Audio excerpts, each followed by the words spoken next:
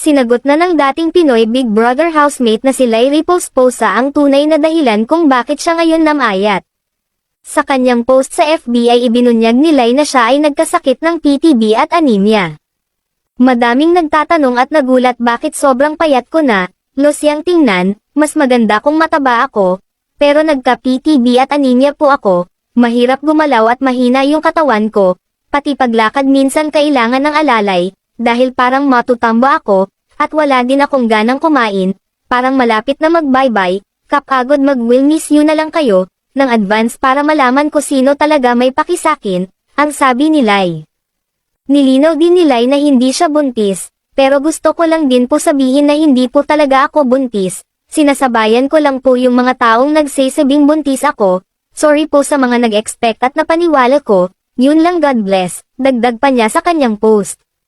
Ano naman ang masasabi mo sa chika na ito?